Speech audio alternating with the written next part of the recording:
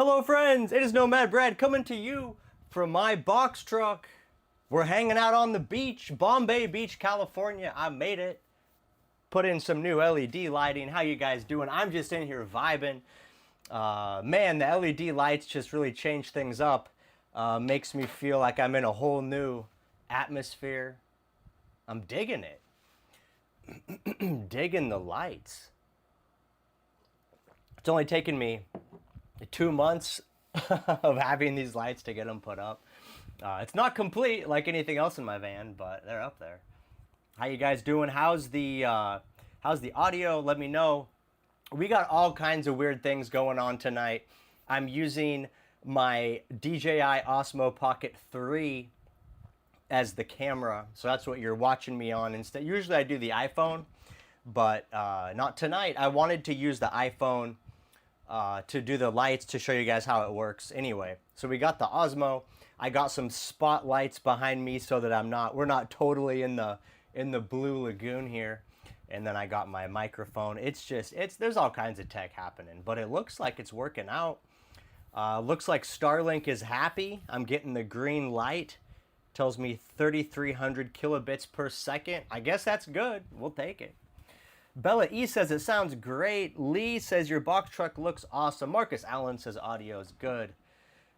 Tom says it sounds great. Appreciate it. Happy to have you guys here. Thanks for joining me. You know, we're just hanging out on a Wednesday, doing a live stream, talking about box trucks and being a nomad, living on the beach in Bombay, California, all kinds of stuff. Let's see who we got in here. First comment tonight was Bella E, dropping in early to say hi. We got Diana Saylor, our trusty moderator. She is here every Wednesday like clockwork. Diana Saylor is so trustworthy, so reliable, so dependable. That's why we love her, and that's why Diana Saylor is the moderator tonight. If you guys, we're keeping it a family-friendly chat. We're just, you know, vibing, having a good time. So if you get too crazy, Diana's going to drop the hammer, put you in timeout. We got Tim Simmons here. Hello, Tim. Happy to have you. Welcome, welcome. We got AJ Scoggins in the chat from the Lake Havasu box truck crew. I just saw AJ's post on Facebook of his box truck. He has like 3,000 watts on the roof, and the roof kind of does a slope, and so he called it the solar coaster. I thought that was pretty funny. That's a good one, AJ. I like it. He's in the solar coaster. Pretty cool. We got Mr. Gutierrez. What's up? Don W is here. He says, is it Brad or actually Bradley? My full name is Bradley. Nobody really calls me Bradley, though. Even my parents, like when I was in trouble, they never called me Bradley. It was, you know, I don't know. It's my full name, but I don't really use it. But, you know, you want to call me Bradley, that's cool with me. I don't mind. That's my government name. Don W says, I think I have just enough time to pop some popcorn.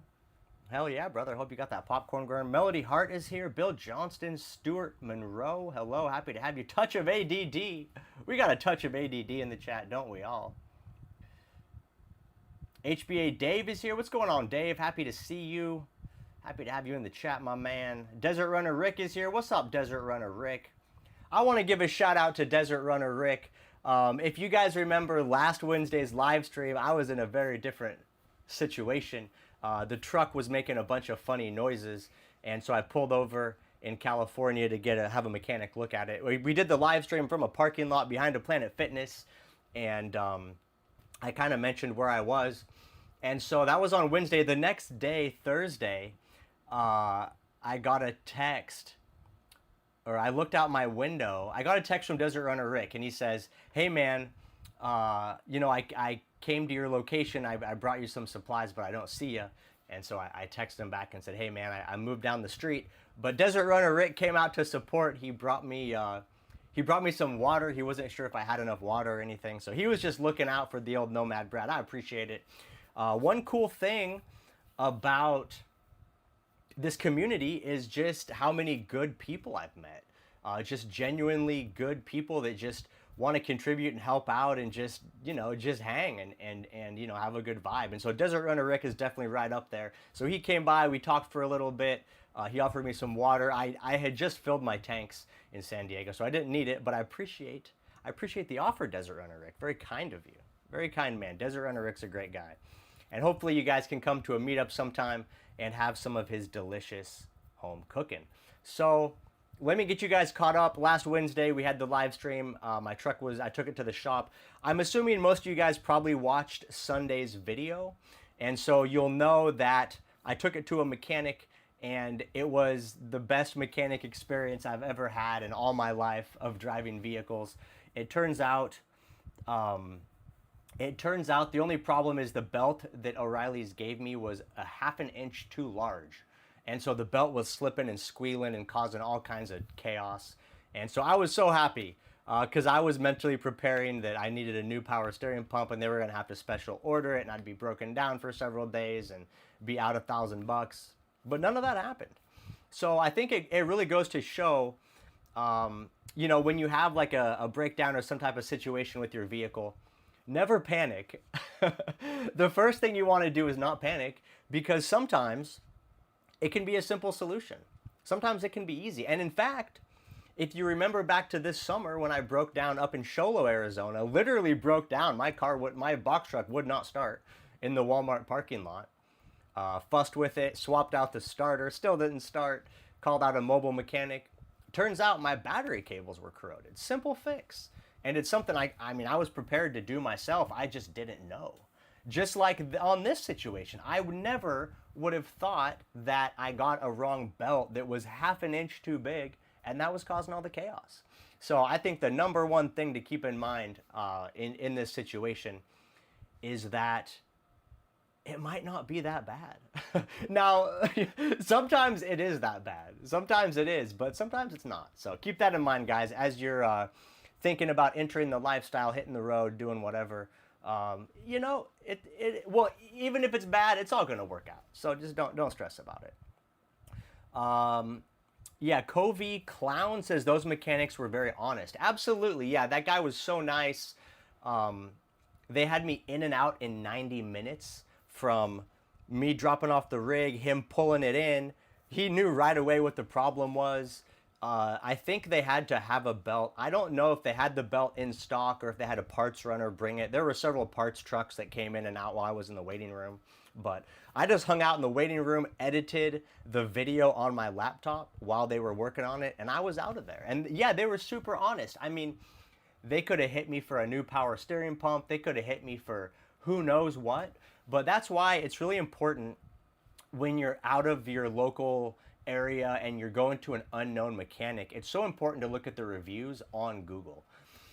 Because Google reviews are brutal. And if you so much as, especially as an auto mechanic, if you so much as recommend something that's maybe not needed, people are going to comment about it. So if you remember when I showed on last Sunday's video, when I was going through Google and looking for mechanics, I looked at the reviews of that mechanic, the truck shop, and several of the reviews specifically said that they were honest and fair priced.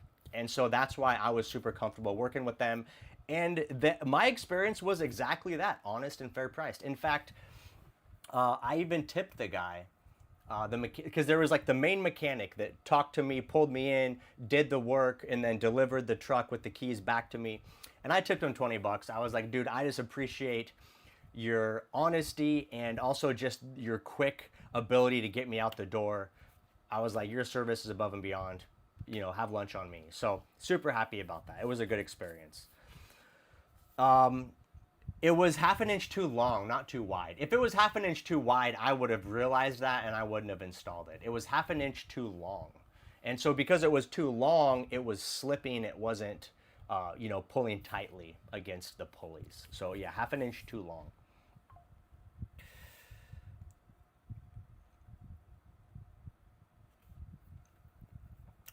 And so I guess that brings us to where I am now. The plan was to go to Bombay Beach. And so as soon as they got me up and running, I just went ahead and hit the road and headed out here. And so I did stay the night in the closest town, which actually Coachella. Coachella is the closest town to Bombay Beach. So I stayed the night in Coachella because I wanted to come into Bombay in the morning so I could get some video. And also just when you're arriving at a new spot and you got to find parking and you're on the beach, you don't want to do that in the dark. So anyway, I stayed the night in in Coachella and then came in the morning.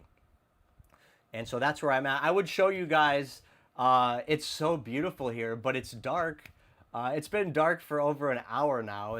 I mean, winter is coming in strong. So there's nothing I can show you outside. But this Sunday's video is gonna be awesome. It's already been completely filmed. I'm editing it, putting the final touches on it, and I think it's gonna be one of my best travel videos that I've done in a long time. I got some absolutely beautiful scenery with my new camera, some drone shots of me like on the e-bike. I have the drone following me. This place is really beautiful. It's just really like 10 out of 10.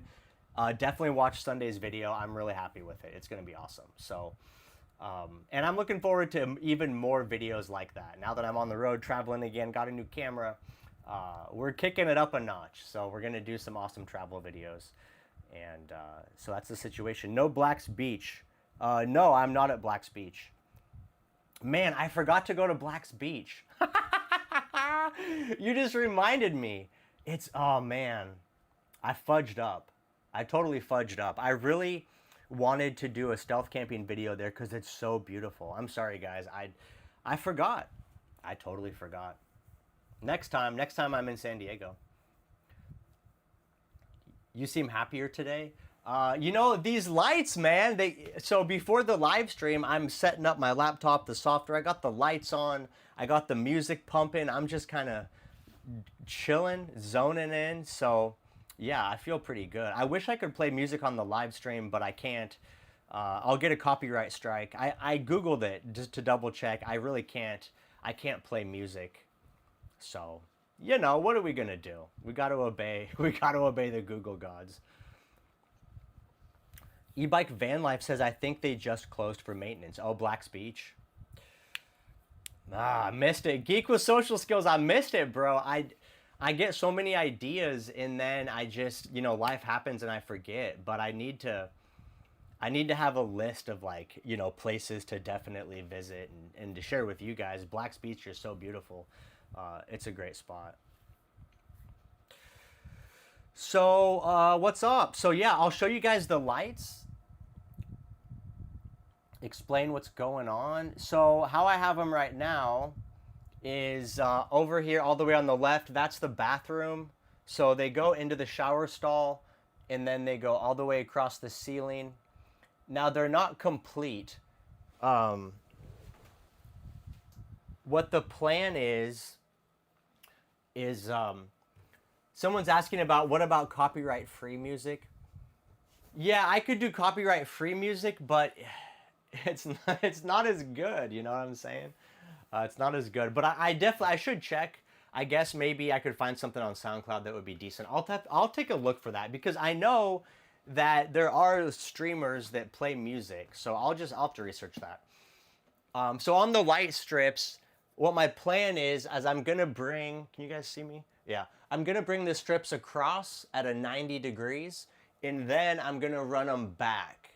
So the strips will be like a big kind of a U shape, but I need a connector to do that. I bought some connectors that I thought would work, but it turns out they do not work. So like everything else in the box truck, you know, it ain't finished. It's like half finished. But I'll show you guys how they work with the app. It's pretty sweet. It's a pretty cool little setup. So these are the Govee LED lights.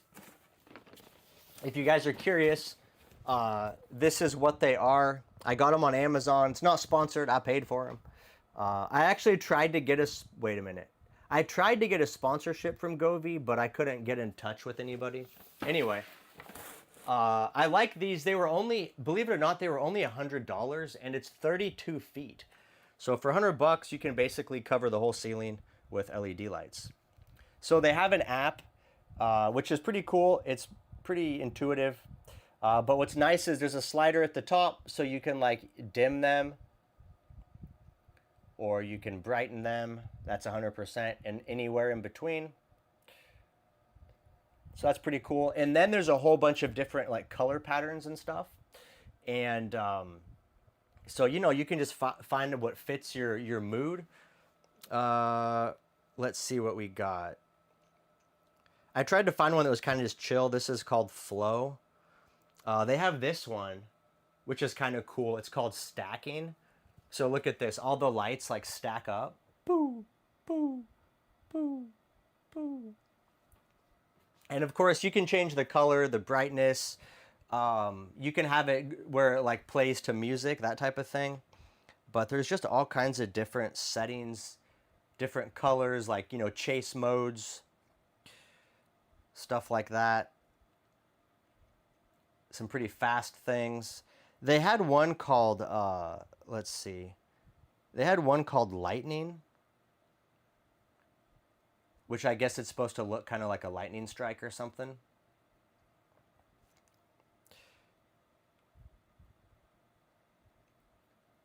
Anyway, yeah, it's cool. All different kinds of lights and patterns, and so I'm pretty happy about it. They're super bright too. I really wasn't expecting them to be this bright.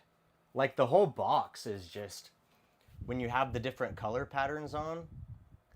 I mean, this is, so keep in mind, this is just one strip. And right now it's only at 40% power, but like, look how bright it is in here. That's 100%.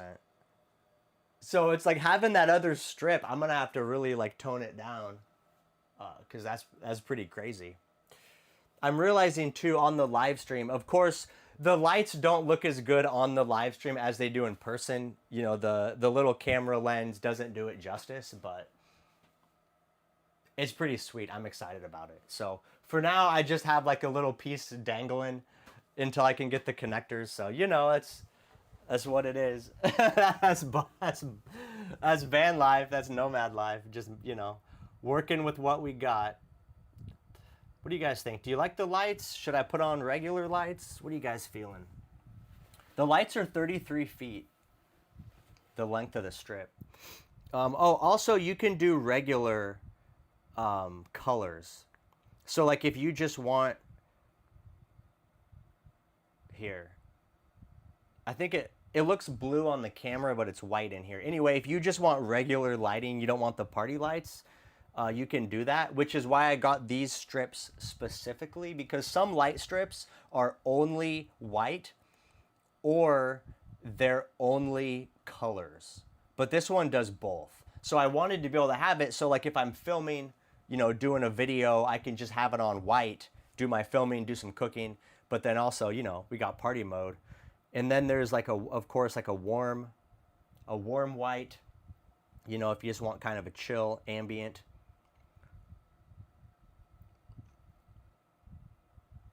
We can go down into the warmer color temperatures. Pretty cool. Someone's asking for blue. Oh my goodness. That's the blue. I look like Blue Man Group in here. Let's see, let's turn it down the brightness a little bit. Does that help? Just kind of a soft blue. Yeah, so the regular, you know, white obviously is going to be pretty cool. Ebike Van Life says, what does it draw at max brightness? That's a good question, dude. I have no idea. Let's see. So the way to answer that question is if I plugged them into a smart circuit, then I could measure the wattage. Let's see. Hold on. Let's see if we can do that for old Ebike Van Life. That's another benefit of the Blue Eddy. The Blue Eddy power station is you can monitor the power consumption of circuits independently. Okay, hold on. Let's see. Let me turn it on the Blue Eddy.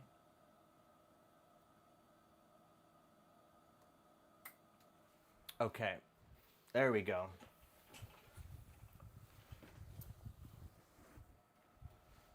Check. Did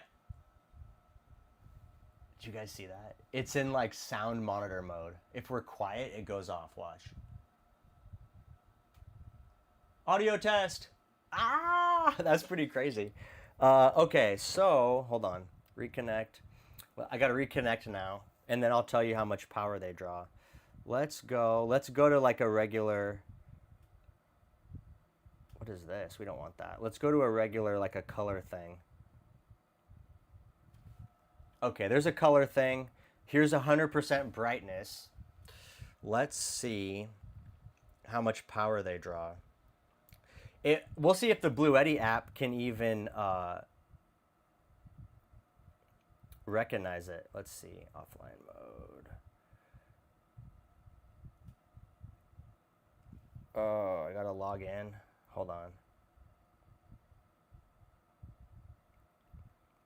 Logging in. Here we go. Okay, so let's go here. No update. Hold on.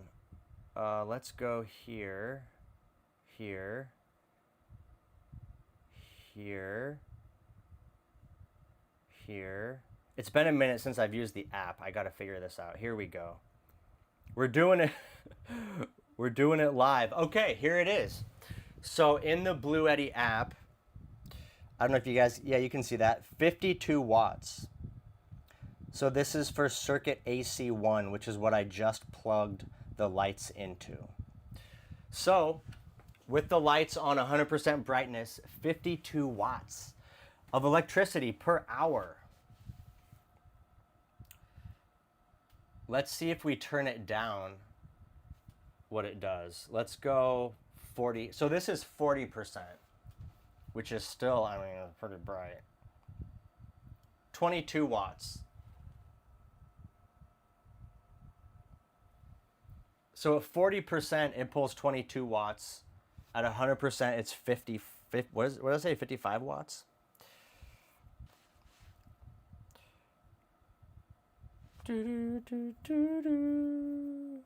So there we go. There's the statistics. Testing the lights is Nomad Brad's flex.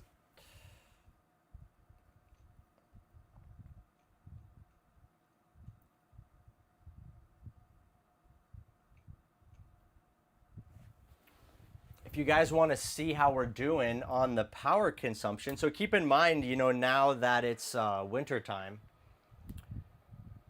the sun goes down early. It was dark at 5, but I wasn't getting solar probably beyond about 4 o'clock. So since 4 o'clock, I've been running on battery power. I'm currently at 86% capacity. We're using 167 watts. That's the light strips plus the toilet fan plus the refrigerator. Oh, also I installed this weather station. That's also going to be in Sunday's video.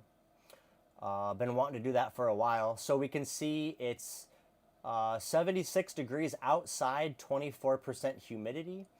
And it says 81 degrees inside, 52% humidity. However, I realized after I installed the weather station, that's a bad location for it. This is all temporary.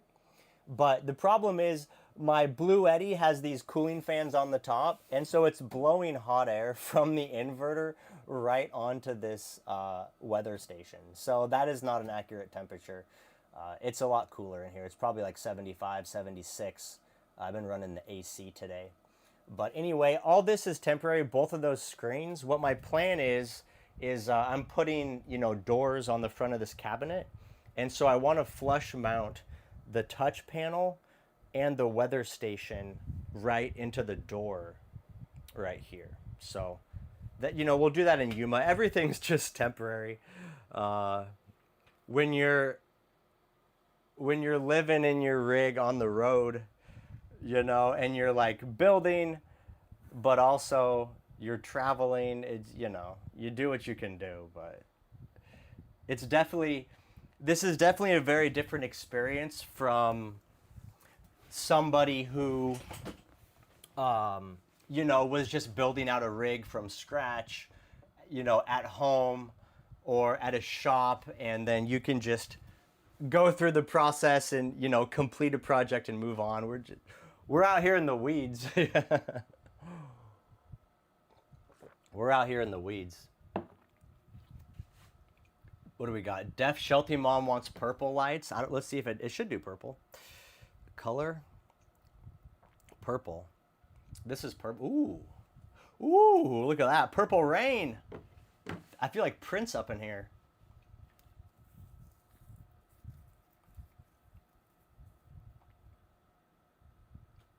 John C., our other trusty moderator, is just giving a friendly reminder. We're keeping it PG in the chat. I appreciate you, John C. Appreciate you letting the people know we're doing good tonight. Everybody's friendly. For the most part, you know, you guys are all really good. All my regular subscribers are super nice. It's only, you know, when we get like the occasional random person that jumps in and then they spout off a bunch of weird stuff. You guys had some good guesses on the power draw, by the way. Somebody guessed 35. Someone guessed 22. Marcus says 15. On Track guessed 52. You guys were close. Arizona Online says, wonder if the flashing lights can be noticed from outside. Yeah, 100%. You know, with the tinted windows, during the day, you can't really see inside. But at nighttime, when it's dark outside and there's lights inside, it's just, you can fully see what's going on. So like if someone walked by the window right now, they would definitely see the purple rain. They would definitely see me sitting in front of the laptop. So I need to do curtains. I haven't, you know, it's on the list. So it's definitely, I'm a little bit in the open, but I'm super comfortable here at Bombay Beach. It's really nice, really good vibes. It's a cool, you know, it's chill to park here. Everyone's super kind, so there's no issues with, you know, with people knowing you're in your rig and you know, you're camping in your rig. By the way, I want to say thank you for the super chat. Super Dave with a super chat. Thank you so much, my man. 101,000. Way to go. Need to get with you about some electrical. Absolutely, bro. I'm here to help. Also, we got a chat from Francis A. Says, hey, Nomad Brad, did you see that dude that you helped set up an electrical in his trailer in one of your videos? I'm not sure what you're talking. Oh, Will. Yeah, Francis A has a good memory. Very good memory, Francis A. Yeah, so on my channel, I have a video from last year, my first time at Bombay Beach. And I met a guy named Will, super cool guy. And I helped him do some electrical on their trailer here in town. And so I drove by, the trailer's still here. They did some change to the lot. They kind of added a shelter structure and moved some stuff around, but it looks good. But Will is not here. Will is in San Francisco. So yeah, I wish he was here. He's a cool guy, but he's not here. That's, you know, that's the nomad life, is everybody moves around. And so you see people when they're around and you have to appreciate them, you know, while you're in front of them, because you never know when you're going to see them again or if you see them again. Some people you just might never see again. So it's just kind of one of the parts of being on the road.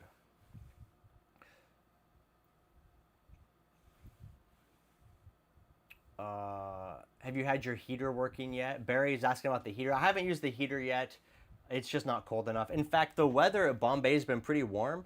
I mentioned I ran the air conditioner today. I think every day since I've been here, I ran the AC. But looking at the forecast, today was a high of 81. Tomorrow's a high of 84. And then it drops down. Starting on Friday, it's basically a high of low 70s. So it'll be a lot nicer weather, cooler at night. But they're calling for potentially some rain on Friday and Saturday. So we'll see what happens. But I'll be looking forward to cooler weather into next week. High 60s, low 50s. So still not heater weather yet, but it's coming up. I'm ready for it. I've been in the heat for too long. Barry likes the purple. I like the purple too. It's pretty good. It looks good on camera too. Yeah, I like the purple. I wouldn't have guessed. We're at 40%. What if we go 100% purple? Oh, that's too much purple. That's blowing out the screen. We'll go back down. All right. Yeah, I like the lights. I think it's cool. I think it adds a little bit to the live streams. You know, when you watch a lot of other YouTube creators that do just like the talking head videos, they'll have lights in the background and all kinds of ambient stuff going on. So I like them. We'll keep them around.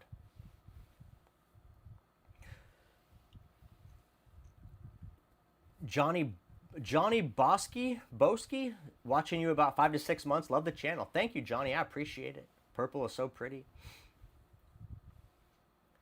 Have a good Thanksgiving. Thank you. So let's see. What do we got?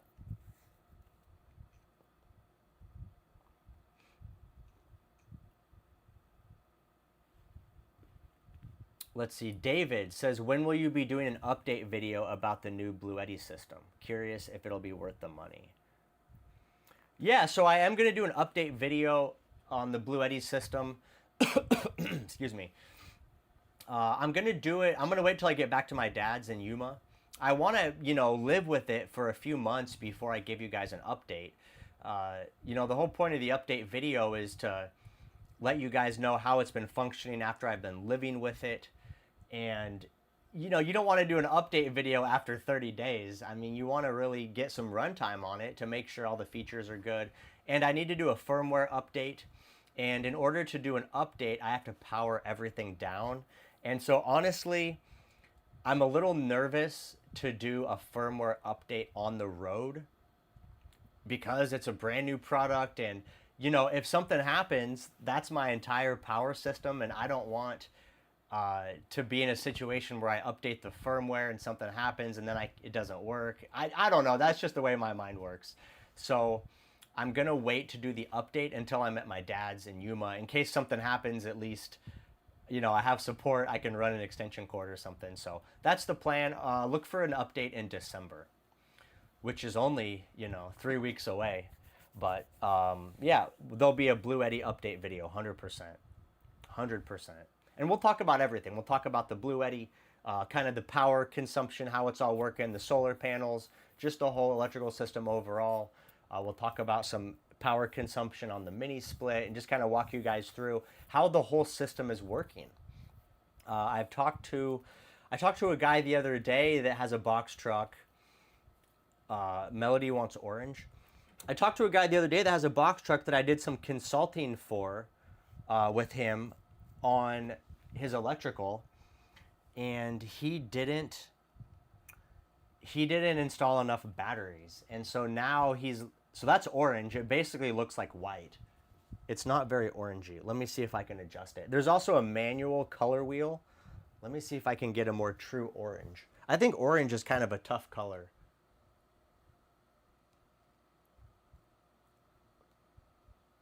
For LEDs. That's red.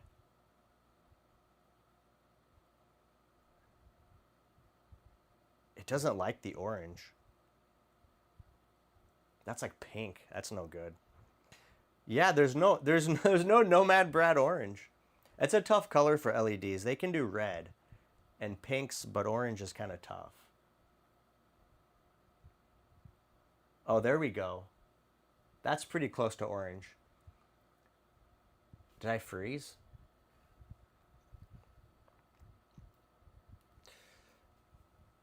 You guys hear me? Let's see. Check, check, check. So I think looks like my webcam connection froze. Hold on a minute. Let's see.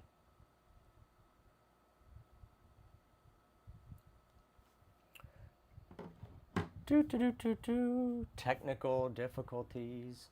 Let me see. Let me power it off and then power it back on. We'll see what happens. I like the Pocket 3 webcam though. It looks good.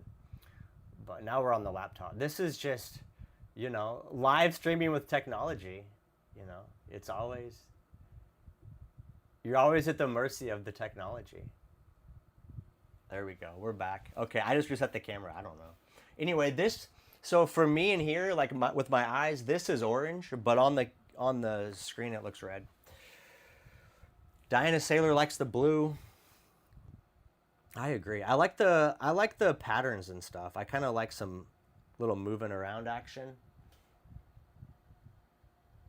There's some blue. What's this do? There's some chase. Oh, we got some rainbows though. Anyway, I don't know. So what I need to do is just kind of go through this on what's fight? I don't know about that. I need to go through this on my time off and just kind of figure out like what colors, which options I like the best. There's literally, I don't know, there's like 50 or 60 different presets you can scroll through. Anyway, pretty cool stuff.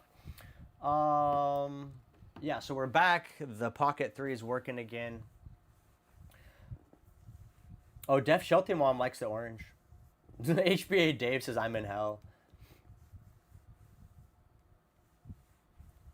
You don't have to turn on the red light.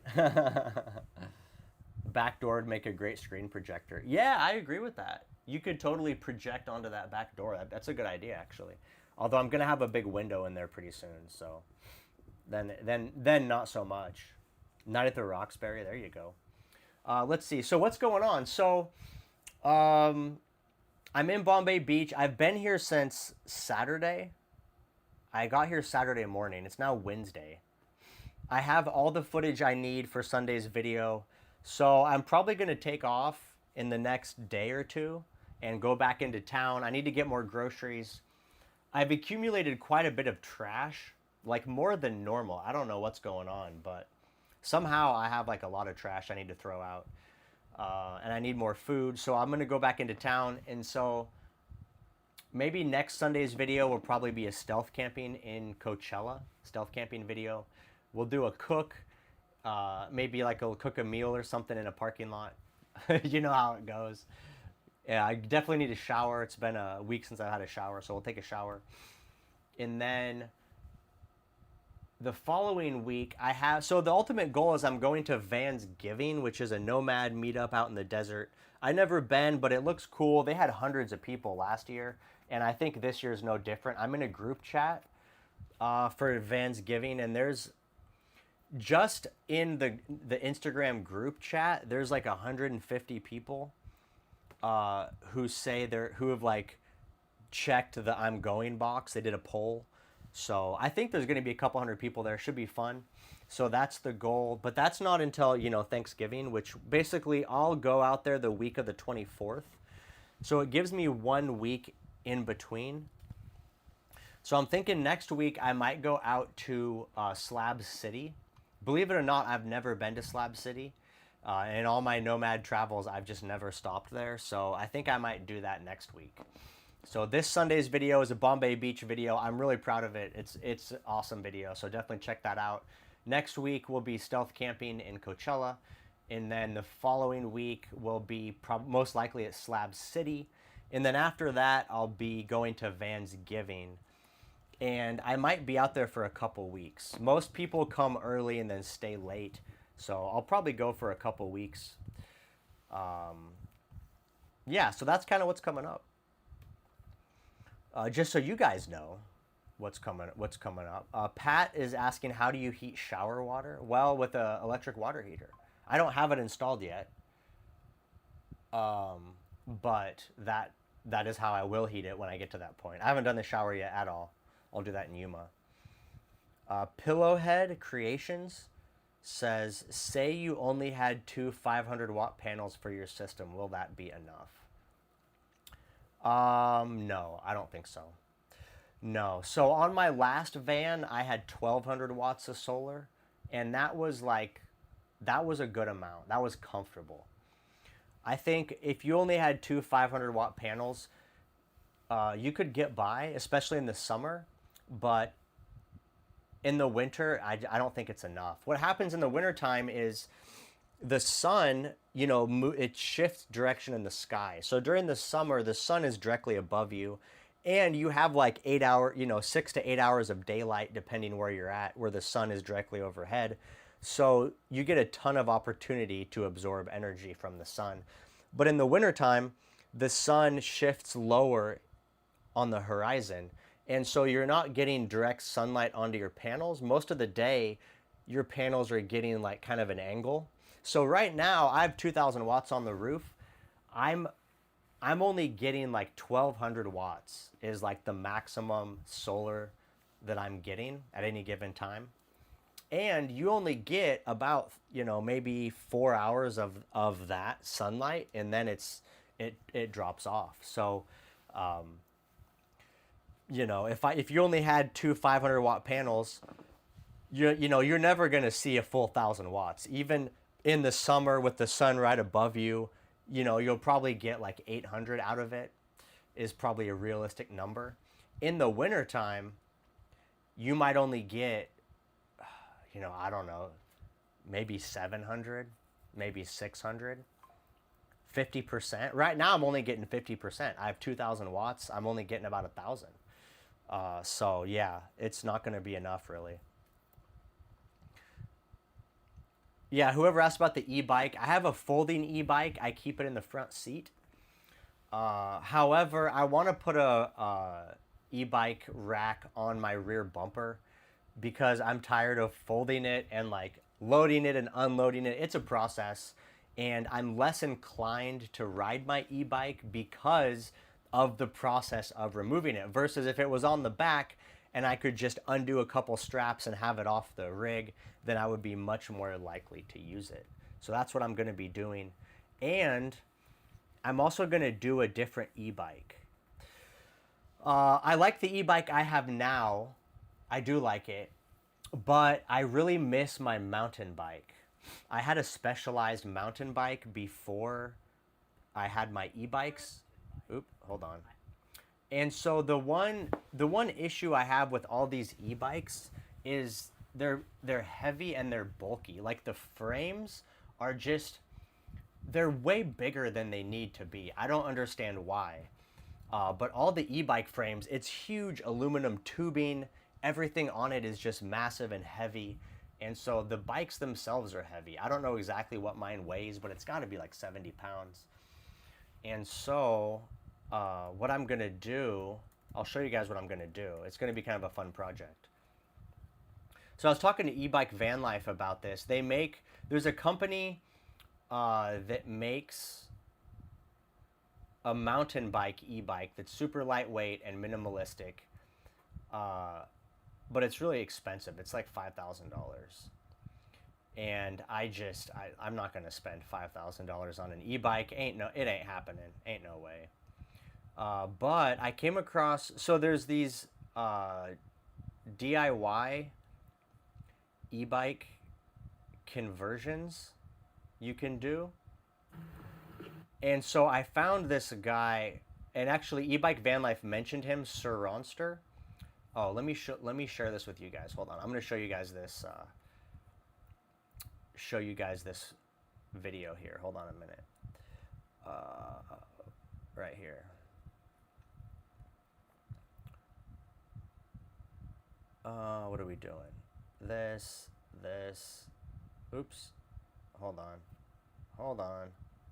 There we go. Okay. So this guy, they make a kit basically.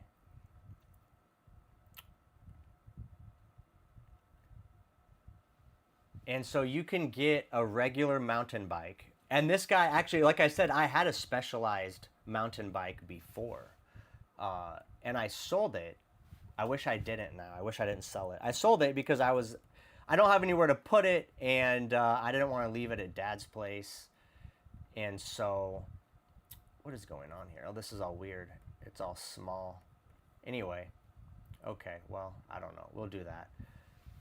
Anyway, okay, so they have this e-bike kit. This guy has a regular specialized full suspension mountain bike.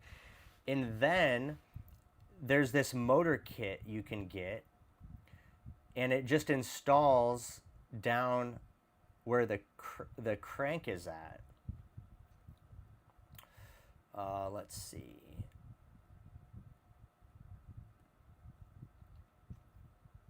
So here's a picture of it. So down at the bottom here, you can see there's like this little black box at the bottom of the bike. That's the motor. It hooks directly to the chain. And then there's a battery pack that he just like strapped to the frame.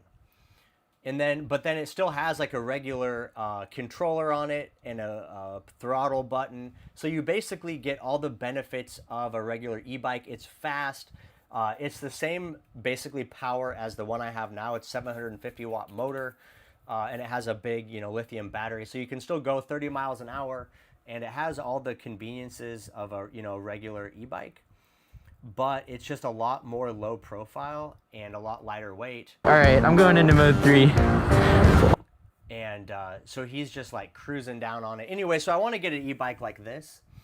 And then I want to just put a little frame or a little like rail on the back of my, a little frame on the back of my rig, and then just strap it down. Because I'll be way more likely to use it.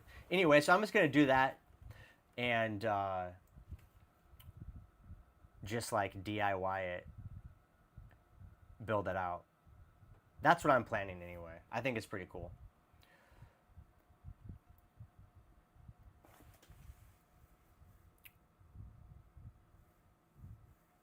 Oh, Ebike Van Life says CYC is 6 kilowatts, 6,000 watts. Well, in this video, it's the street legal version, so it's only 750 watts. I know they make versions that are way more powerful, but I don't need anything crazy. Like, I was thinking about it today when I rode my e-bike like out here on Bombay Beach. I was having a really good time. I was going like, you know, around 20 miles an hour, and that's fun, that's comfortable. Like, I'm not trying to be in a race. I'm not trying to ride like, you know, down streets and traffic and get crazy with it. Look at this, he crashes. Dang. I'm not trying to do that. Anyway, so I just like having a bike, having some pedal assistance, and then occasionally being able to hit that throttle and just kind of zoom away. So that's kind of what I'm thinking. Yeah, 750 is until you need something for the hills. Nah, I'm good, man. I don't know. We'll see what happens, but that's my plan. I just want to tell you guys about that. I don't know if and when that'll happen. I mean, that's a long ways out, right? Like, I got a ton of other projects to focus on, but that's just something I was thinking about. I really miss having a lightweight mountain bike. And all these e-bikes that I get to review, they're just so big and bulky and heavy. Even though it folds up, it's still just super bulky. RVing with Bandit, what's going on, dude? Happy to have you here.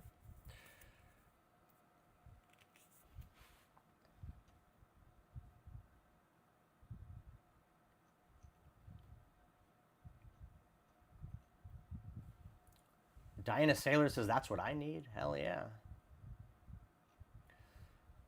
Yeah, it's the CYC kit. You know what, Dave, E-Bike Van Life, I was looking at that. Okay, so I'll show you guys this one that Dave was talking about. It's a Benell e-bike. 750MX. So this is the one that E-Bike Van Life was telling me about. I mean, it's a badass bike, make no mistake. But it's $5,500, and if you look at it, it's basically the exact same e-bike that I just showed you in that YouTube video. I mean, I'm not going to say it's exactly the same. Of course, they have their own technology and stuff, but they're using a CYC motor, which is the same motor that was in that video I just showed you guys. Like, if you look at it here, it's a CYC motor. Now, it's, you know, it's probably more high performance and they got some other cool stuff going on, but it's basically a very similar setup. The CYC motor, and then they have like this little battery pack. Obviously, the battery pack's a little more like form-fitting to the frame, but otherwise, it's a very similar setup, but it's $5,500. I'm not going to spend $5,500 on an e-bike.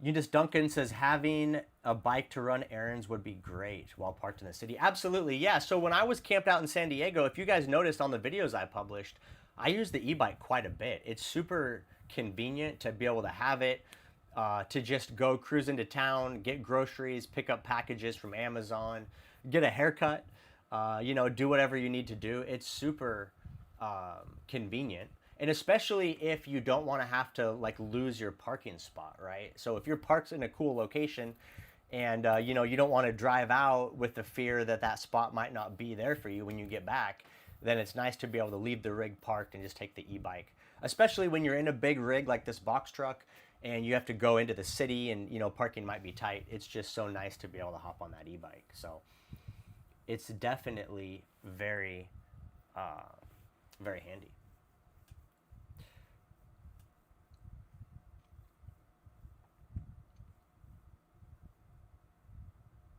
Jay Will says this bike discussion reminds me of my GT BMX bike in 2000s. Yeah, man. Back in the early day, I had a GT Performer BMX bike with the the mag wheels, the black, like I think they were like a 3-spoke mag. It was fun. It was heavy though. It wasn't like the super high end one. It was like a steel frame or a chromoly frame. That's back in the day before they really did like aluminum. You could get aluminum, but it was pretty rare. And so I'm pretty sure it was a steel, like a chrome steel frame. It was pretty heavy, but it was a cool bike. Cool bike. Plug D Productions says, I'm ready to start my conversion, just nervous about the electrical hookups. I hear you, man. It's a lot to understand.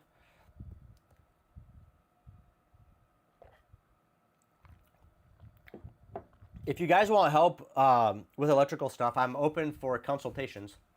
So if you want help just figuring out what you might need, what system you need, the most important thing, guys, is to make sure that your system is capable of doing that which you need it to do.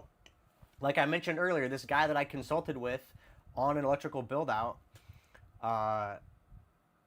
he didn't take my advice and he did too small of a battery bank. And now he's living in his box truck with his girlfriend in California, and he needs to upgrade his batteries. He has nowhere to put them because he built a battery compartment that's super limited, and he's living in it, so he can't like tear the system apart and redo a bunch of stuff because they're living in it, so they don't have anywhere to work. So it's like, that's the worst case scenario. The worst thing that can happen, well, I shouldn't say the worst thing, but a very bad thing that can happen is if you do your electrical system improperly and you undersize it, and then you're like, you can't enjoy life the way you want to. You know, you're constantly worried about how much power you have. If it's cloudy, then you can't run your air conditioner, you can't use the cooktop. I mean, there's a lot of stuff. So even if you guys just want basic advice, you know, I don't have to design you a whole system, but just point you in the right direction of what size system you should get or what components to get. I'm open for that. So if you guys want help, I'm happy to help you guys out. RVing with Bandit says, an added shock absorber seat post for more comfortable ride. Absolutely, yeah. So the bikes I'm looking at would be full suspension, like the Specialized, has a rear shock and a front fork shock. So that's kind of what I'm thinking.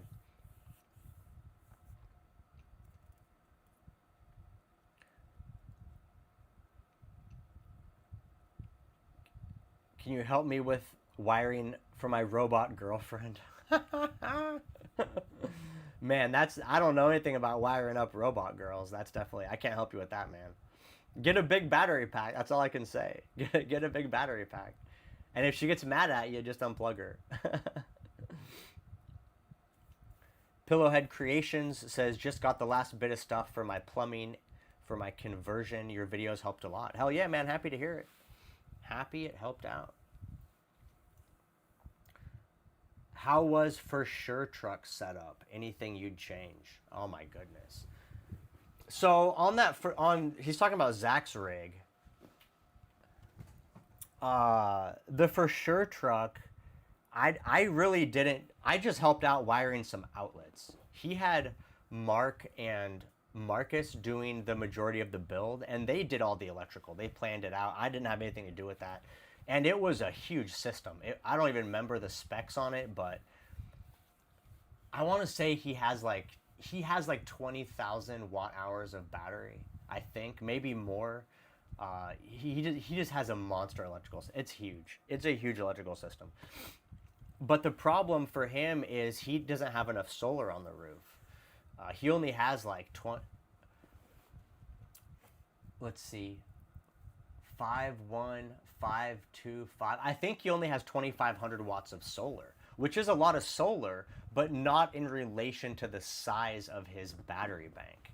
So that's the struggle that he has. He's having to plug in a lot, because there's like 4 dudes living in that rig, and they have an instant electric hot water heater, which pulls an insane amount of energy, and they're all taking, showers multiple times a day. So that system is stressed out to the max. They have a full-size residential fridge, dual head mini split. I mean, they're using a ton of energy. So that's Zach's problem. And that's going to be the problem with any of The main limitation for any vehicle is going to be the roof space for solar. Now, Zach has a huge rig. It's a 26-foot box, but he has a skylight and he has a deck on the back.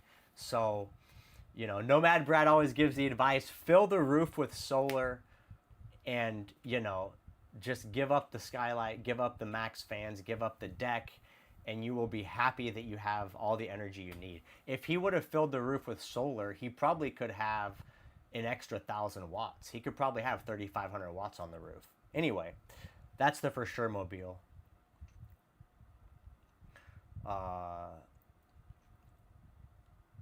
HBA Dave is asking if anyone's seen Flipper.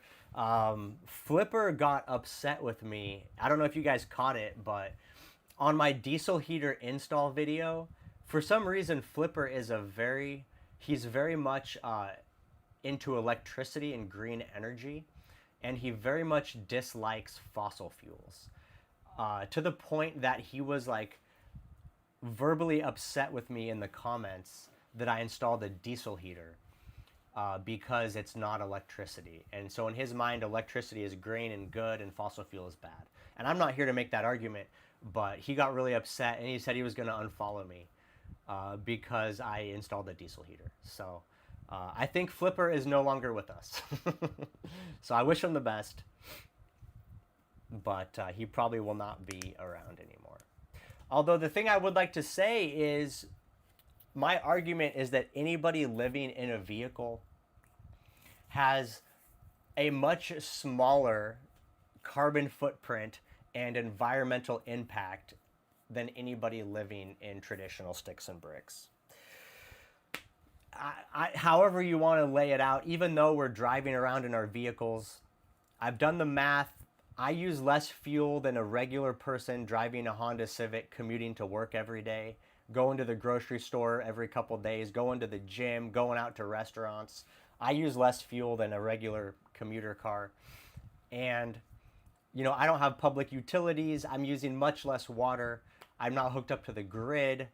I create much less waste. It's just everything about this lifestyle forces you to be minimalist and to consume at a much lower level.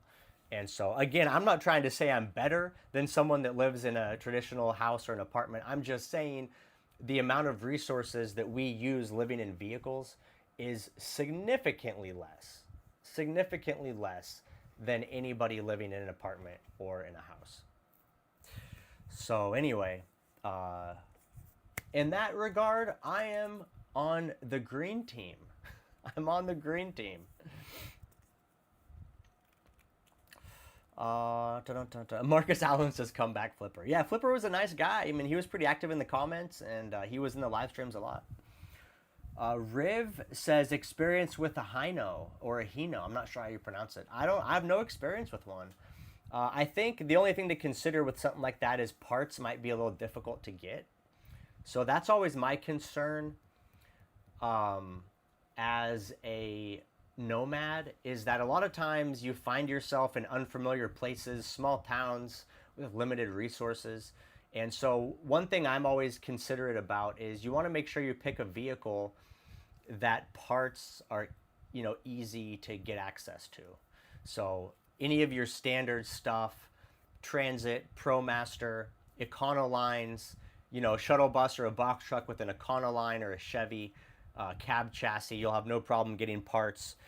This vehicle, even though it's an Isuzu and there's some weird Isuzu stuff on it, the drivetrain is all GM, so it's pretty easy to get parts for.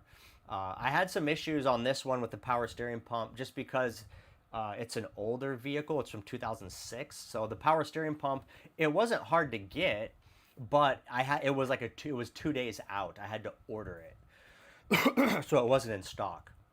But a lot of other stuff was in stock. All the belts, the alternator, the starter, all that stuff, you can buy that all day, every day, no problem. So that's the only thing I would suggest for folks that are considering vehicles, is that try to get something that's pretty common. And then one cautionary tale I'll give you guys is if you get a Sprinter, you have to basically go to a Sprinter mechanic. And a lot of times the parts are special order from Germany. So for example, I know a guy that has a Sprinter that broke his rear axle in Montana this summer.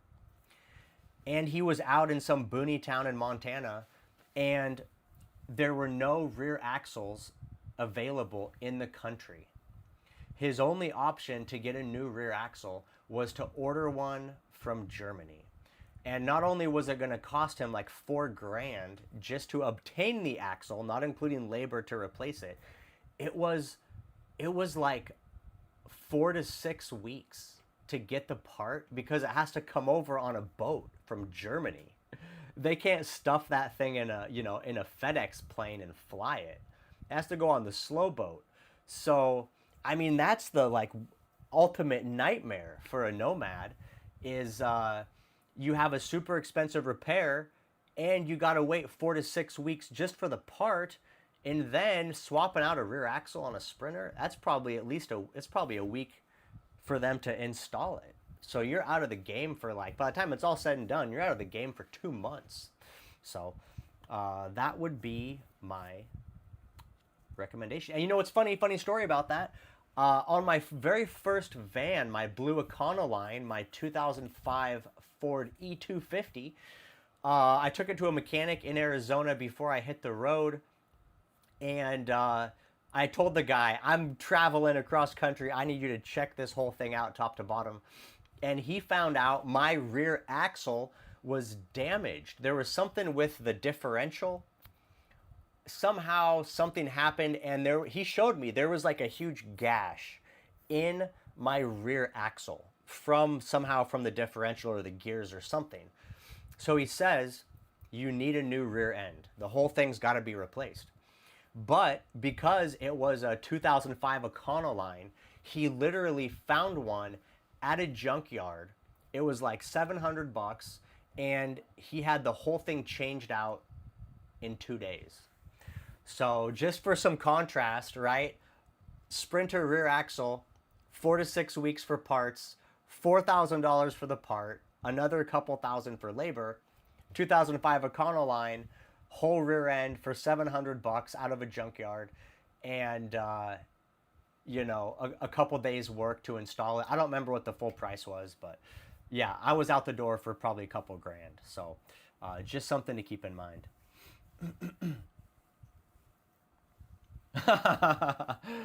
Ebike Van Life says, then you have to know all the special German curse words to install the parts. Yeah.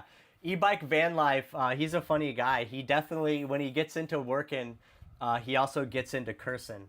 And, he's got no shame about that. He told me he was taught to wrench by some redneck mechanics. And so he says, if you ain't cursing, then you ain't wrenching. So when Ebike Van Life gets down to wrenching, when that Apple Watch comes off, he gets to cursing, but he gets the job done right. So at the end of the day, that's what counts, getting the job done right.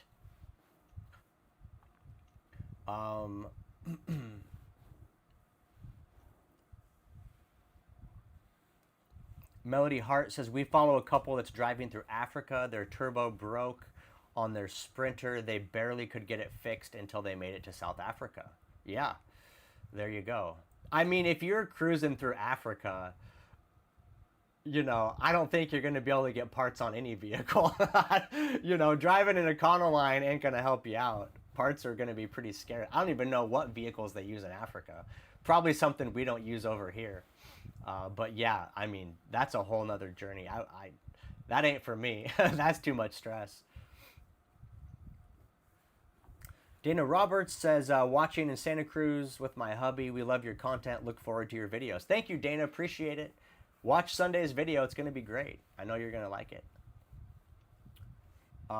Raymond Peters says, you keep missing my question. My box van roof is 12 feet by 78 inches. How much solar can I have?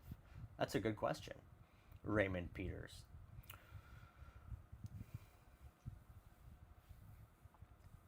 Let's see. So to answer your question, Raymond Peters, here's what you want to do. So the good news is the size of your roof. you know it's 12 feet by 78 inches. So what I recommend is get the big solar panels, the residential panels, 500 watts plus. Let's see, what's 78 inches? How many feet is that? 6.5 feet. 6.5 feet. So you have a narrow box. That's pretty narrow for a box truck. You sure about that? 78 inches? Anyway, so what I would do is I would look for residential panels. I would get the longest panels you can that will fit widthwise. So if your roof is 78 inches wide, then I would look for, let's see, we'll do this together here. The other thing to consider, Raymond, is where you're going to get your panels from. So if you're going to order them online, you know, you're going to have to, you're going to be limited in choice. But Amazon does have some bigger panels now. Let's see if they have 550. Yeah, they do. They have the Sun Gold Powers. Those are the ones I have. Oh, look at that. They're getting into some better ones. They have these JJN 550s. Not better, but just they're getting more diverse panel options. Do they have a 650 watt panel? Those are so massive. That's what Ebike Van Life has. Renogy 640 watt panels. Holy cow. Oh no, that's two 320 watt panels. Okay, never mind. Are you guys seeing what I'm seeing? Yeah, okay. So let's just, for example, let's look at these Sun Gold 550s. I like Sun Gold. You can get them in as little as 2. So let's look at the dimensions. So these are 89 inches long. So these are going to be too long for your roof. Are you sure about that? 78 inches? My box only is wide. Okay, I got you, Raymond. Yeah, so Raymond has... they make a box van where the box is only as wide as the cab. It's a very common box, actually. Not very common, but I see it quite a bit. So it's 6.5 feet wide. Okay, so in that case, 78 inches. So you can't do a 550. What about a 500 watt solar panel? How long is a 500 watt?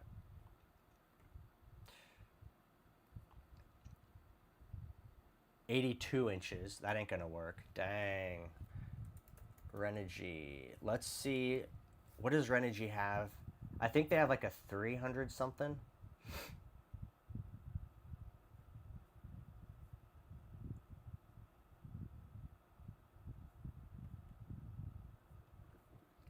Let's see if there's, is there a 450 watt solar panel?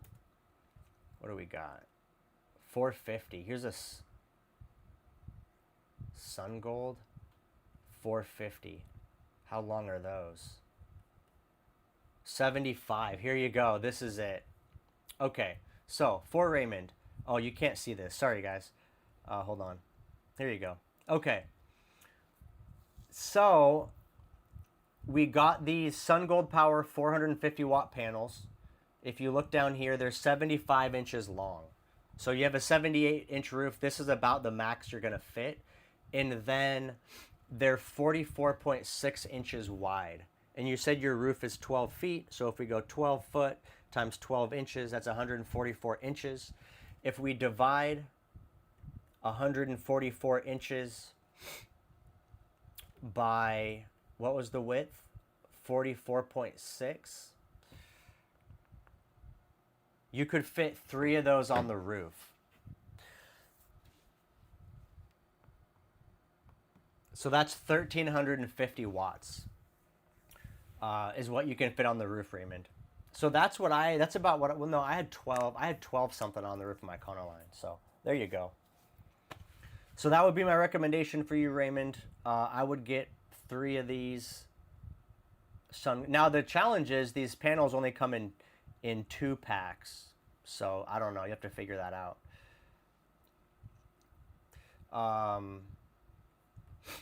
But yeah, that's a decent amount of power. I think 1200 watts, in my mind, 1200 watts is like the minimum for what, what'll basically allow you to do everything. So that's what I would do. What you could do, Raymond, is you could buy 4 of them since they only come in 2 packs. You could buy 4 of them and then you could sell the extra one on Facebook Marketplace. Odds are there's going to be somebody locally that would like to have that. A Nomad that has just like a regular cargo van, like an Econoline or a Transit, they might like to just throw up, a single 450 watt panel on the roof. That'll run a single 450 watt panel. That'll run a max fan, a refrigerator, a water pump, charge a laptop, that type of stuff. So that would be my suggestion. Ebike Van Life says I had 1450 on the U-Haul. Yeah, so that's a pretty good amount. And then, just slap on a big battery bank.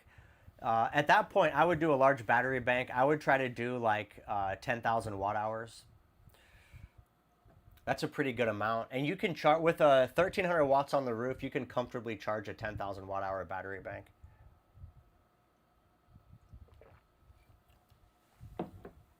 RVing with Bandit says, does it count if my truck is the shape of a box? Class A RV. Yeah, absolutely, man. Yeah, George brought up a good point. You could put the extra panel on the roof of the cab. Well, it's going to hang over, though, because the panel's 44 inches wide. So basically, you would have to put a roof rack on the cab of your van and then put a panel on top of that. It might look kind of goofy, but you could do it. Or you can mount it on the side. I mean, there's options. There's options. All right, Jano Gilfillan is out. It's 11:15 where he is at. Appreciate you being here, brother. Catch you on the flip side. Nomad Dream says we bolted a 450 watt panel to the side of our RV. Yeah, there you go. You could put it on the side, put it on the back. Depending, Raymond, what you're doing on the back of your box, you could mount your 450 watt panel on the back, and then you could put it on a hinge. So if you want, you could like hinge it up and you could use it as an awning, and then you would have like, close to 2,000 watts. Well, you would have 1,800 watts with that extra panel on the back. So you could do that. That's not a bad idea. Just have like a fold out awning. Something to think about.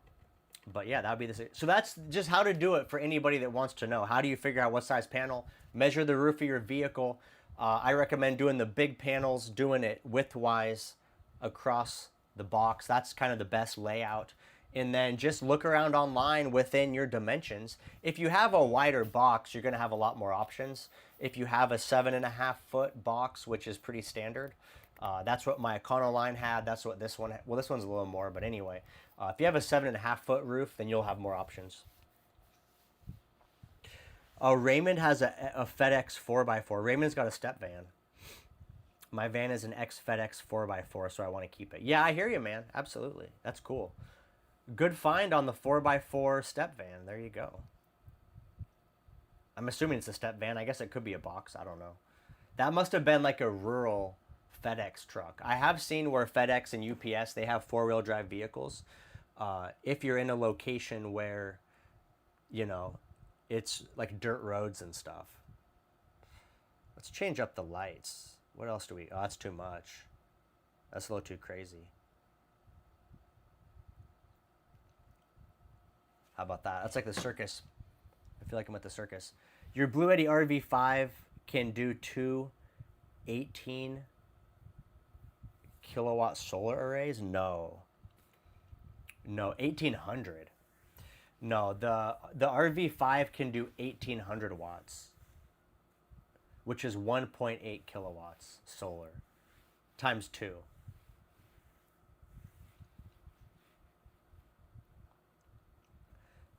RVing with Bandit says, I want a 4x4 that's 4 season and I can use in the snow. There you go.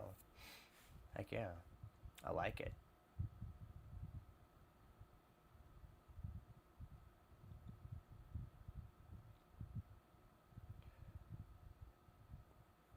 What did Super Dave say? I missed that. Radical Nomadical says, how's the HTB1 heater working? I have the same one, but it's nothing but problems. What's wrong with your heater? Radical Nomadical, tell me about it. Tell me what's wrong with your heater. I've only used mine once, but I've had one, two, three, four. I've had four different diesel heaters in my different rigs. Everything from like the complete DIY version. This one is like a all-in-one, and the one I had in my last rig was an all-in-one. So I've had four different diesel heaters. I've never had problems with them. So I'm always curious what problems people are having, especially with your HTB1, because it's all in one. I mean, there's nothing to really install. So the only thing I can think of is maybe you didn't prime the fuel pump. Did you prime the fuel pump when you first got it?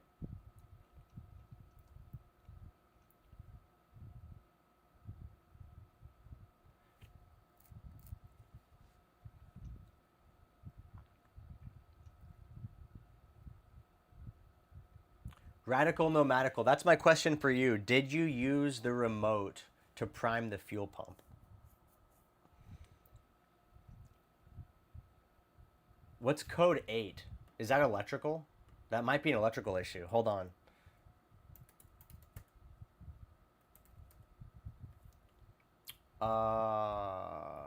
That might be. There's one other thing I can tell you about. Hold on. I might know what it is. I had this happen before on somebody else who I had to fix their heater. I think that's an electrical problem. Hold on.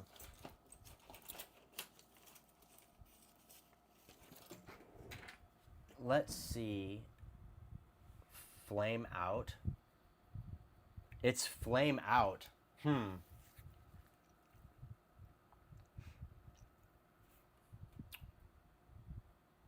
I primed it. Okay. So radical nomadical primed it. So that's good. So you're in business there.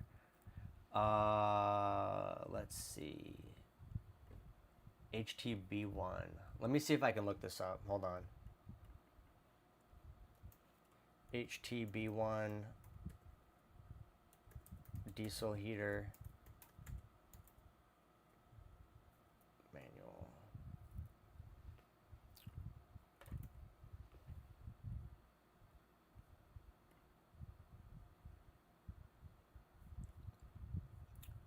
Do do do do do do do do do do do do do. Let me show you guys what I'm up to. I love the modern day internet. I just typed into Google the model number and then the word manual, and it gives me the PDF.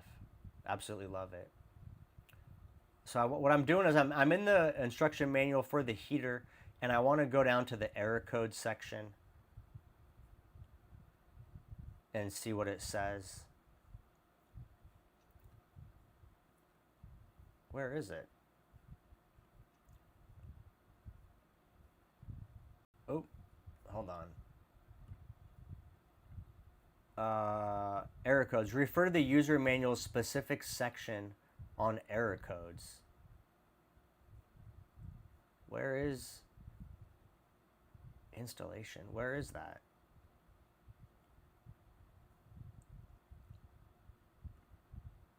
What is it? Is it a separate link? What's happening? After I just talked about how much I love the internet, here we go. I think this is it. Oh, that's a different unit. Now we're in the weeds. E08, lack of oil and flame out. Huh. Check whether the fuel tank is low on fuel.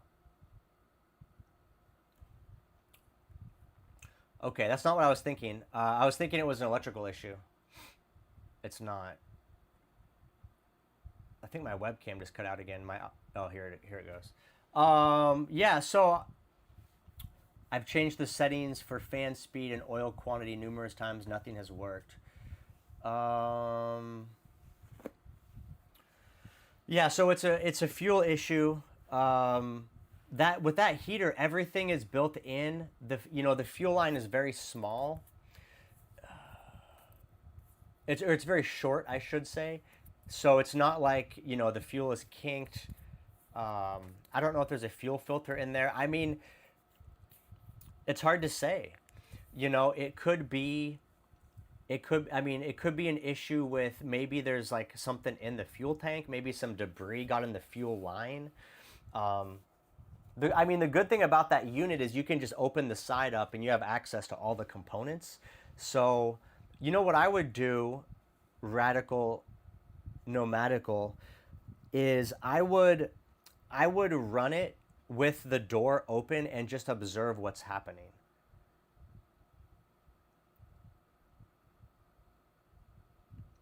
So what I would want to do is I would look at the fuel line because the fuel line is clear.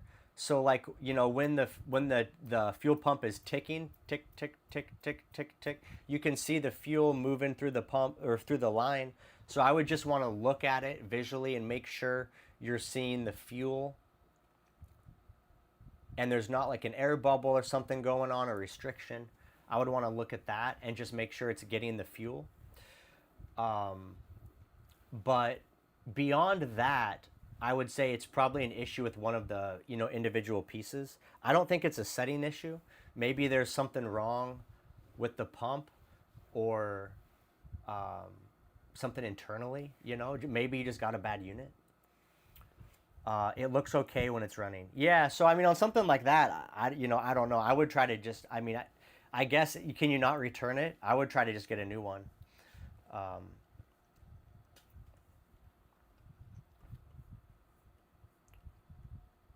How much are they? HTB1 heater. 116. They're $170 on Amazon. I mean, hold on. What's going on here?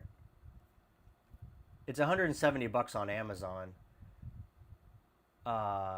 I mean, I don't want to, I don't want to be that guy, but I would just get a new one, dude. For $170, I would just get a new one. If you've done all you can, if you've tried changing settings, and you've looked at the fuel line. Amazon doesn't have returns on diesel heaters. Yeah, that makes sense. If you've looked at the fuel line and it looks fine, and because this isn't the type where you assemble all the stuff, so it's not like it's installation related error, I don't think. So yeah, I mean, that sucks, dude, but I would just get a new one, especially if you've already installed it, so you already have like the exhaust set up and all your hoses and things. So it sucks, but for $169, I would just buy a new one and swap it out. That would be my suggestion. You could try contacting the company. You could try contacting Sunster directly on their website. Maybe try that.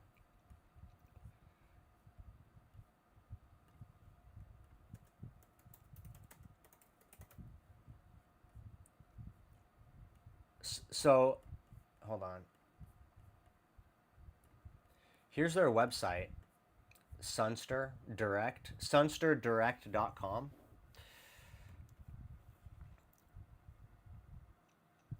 Let's see, what do we got? So they have an email. Look at right here, cs@sunstertech. So I would email them. I have had several instances where I've had to email companies like this, and they're usually pretty responsive because they want to provide a product that works, and they want good reviews. They don't want to sell a crappy product and then have people leave them bad reviews. So they do typically stand behind their products. So I would recommend emailing them and tell them your problem, and then give it a couple days and they'll probably get back to you. And hopefully they can help you out. If not, worst case scenario, maybe they will step in and honor, because all these units come with a warranty. So even though you purchased it on Amazon and Amazon won't take it as a return, it's still a Sunster product and you have a receipt that you purchased it on Amazon, so they should help you out. Yeah, tell them Nomad Brad sent you.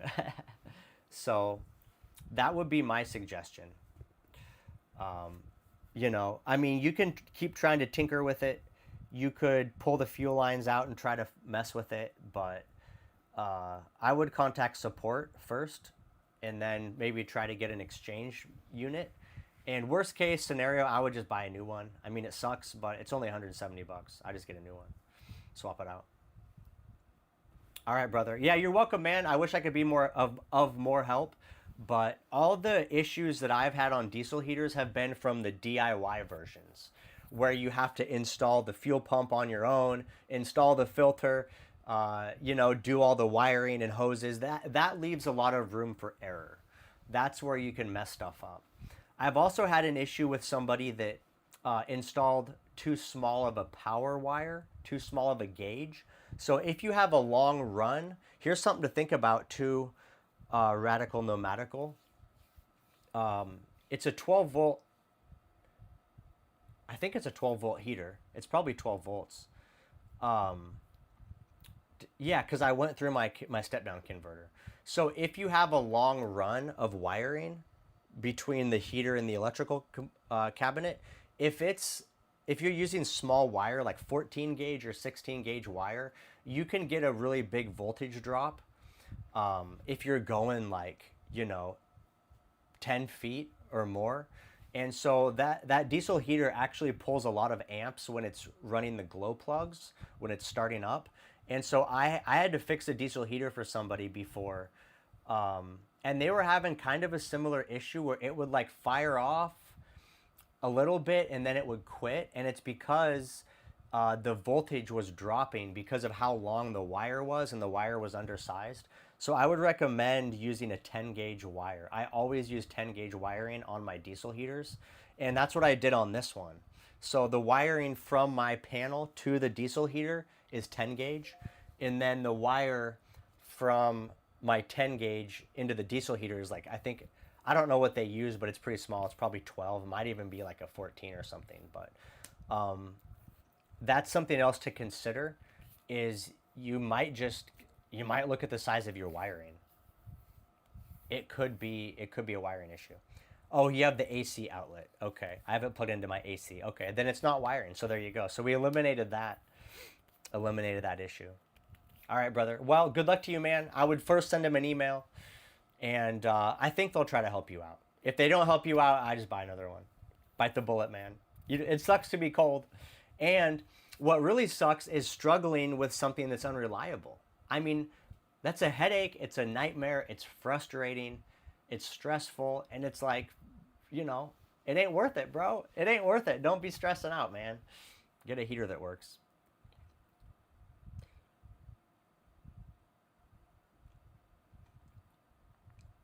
John C., what's going on? What did I miss? David, what happened? What's up with David? He wants to schedule an appointment? I appreciate you dropping the link, John C. Thank you. I appreciate it. Yeah, if you guys want help, you want a consultation, you want a one-on-one, you want to just pick my brain, you want help figuring out electrical stuff, you can schedule a consultation with me. I'll help you out. No sweat. Happy to help you guys out where I can.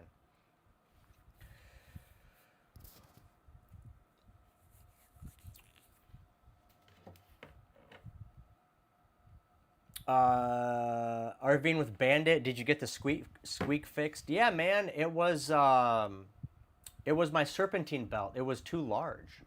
It was half an inch too large, and so the mechanic swapped it out for me, and I'm good to go. That was in Sunday's video, so that tells me you didn't watch Sunday's video. Shame on you, Arvine with Bandit. Shame on you. Go watch the video, and you can see the full replay of getting that squeak fixed. We got it covered.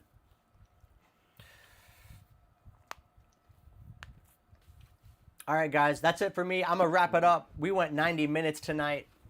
Appreciate you guys for being here, hanging out, seeing the LED lighting. I'm happy with it. It's going to be I think that's going to be the new routine for the live streams. Arvin with Bandit says he got caught. You got caught, bro. I caught you. Yeah, anyway, appreciate you guys for being here. Tune in next Wednesday.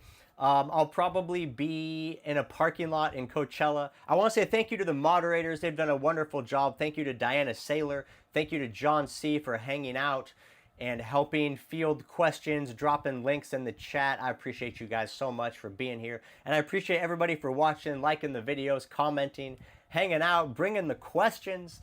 Make sure to check out Sunday's video. It's going to be really good. I'm excited about it. I'm happy with it. Bombay Beach is a beautiful place, and I think I captured that really well in the video. So that's it for me. I'm signing out. I'll see you on the next one. Peace.